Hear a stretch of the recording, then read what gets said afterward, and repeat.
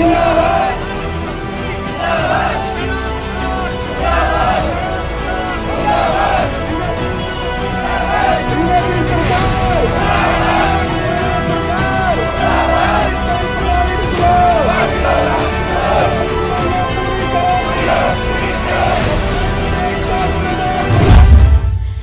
के बरनाला रोड पर उप मुख्यमंत्री के आवास की तरफ जाने वाला रास्ता एक बार फिर से बंद कर दिया गया। आपको बता दें कि सरपंचों ने आज उप मुख्यमंत्री दुष्यंत चौटाला को ई ट्रेनिंग के विरोध में ज्ञापन सौंपा था, जिसको लेकर सरपंच भारी संख्या में उप मुख्यमंत्री के आवास के पास पहुंचे, लेकिन नाकामयाब रहे क्योंकि उसे पहले ही भारी पुलिस बल तैनात कर दिया गया था।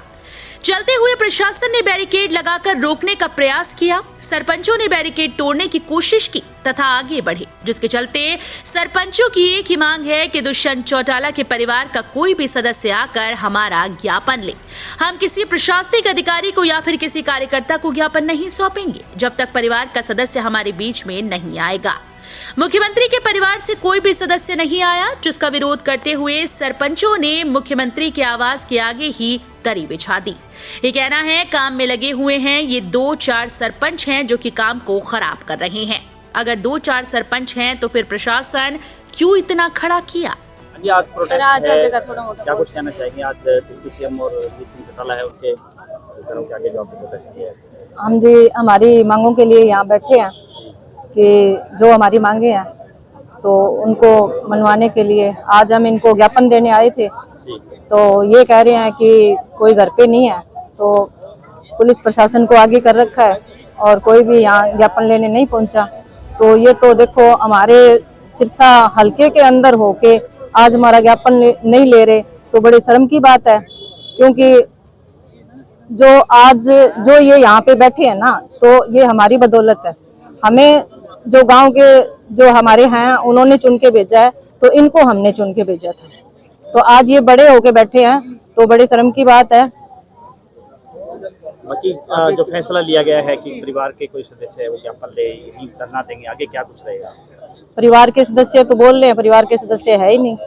ये किसी और आके कह रहे हैं कि हमें ज्ञापन दे दो, तो हम जाने वाले नहीं है। हम ज्ञापन उनके जो फैमिली मेंबर है उनको ही दे के जाएंगे, और इतने ज्ञापन नहीं लेते हमारा, तो हम यहीं पे धरने पे बैठे हैं। आगे प्रोटेस्ट किस तरह से रहेगा, जिस तरह से आज कॉल थी?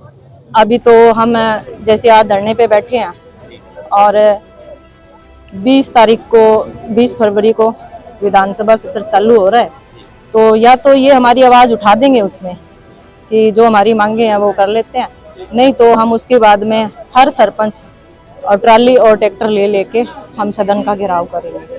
आगे आने वाले विधानसभा चुनाव में भी बहिष्कार करने की बात जो वो कही गई है, तो इस मुहिम को सिरे चढ़ाने के लिए किस तरह का प्रयास किया जाएगा?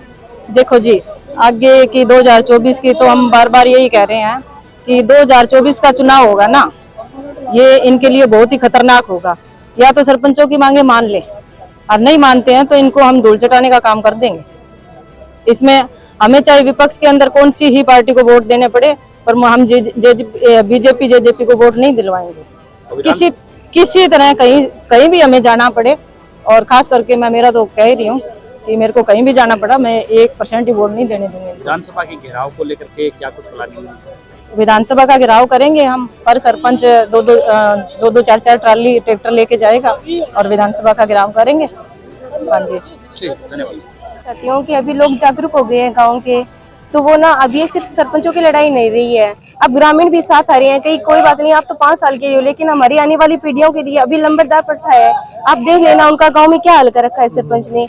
ठीक है, इसी तरह से अब ग्रामीण भी हमारे साथ आ चुके हैं। तो आप ये मत समझना कि ये तो सिर्फ सरपंच है। और पब्लिक जी काल परसों यही बोल रहे थे कि 4-5 सरपंच हैं और सब भी काम पे लगे हुए हैं, तो इतने बंदोबस्त क्यों किया हुआ है? हम तो नरवाना गए थे, वहाँ 4 बस भर के लेके गए थे सरपंचों की, और इतनी ज्यादा पुलिस फोर्स थी जिसका कोई हिसाब ही नहीं है। और रही बात जैसे कि इसकी ई टेंडरिंग सिस्टम की, तो मुझे आप बताइए, आप मीडिया से हो, ठीक है, आपको ये बोला जाएगा कि ठीक है आपका मीडिया कंप्लीटली हमारे अंडर आएगा और जो आप न्यूज लेके आओगे वो हम अपनी मर्जी से छापेंगे। तो क्या आप इस चीज को स्वीकार करोगे?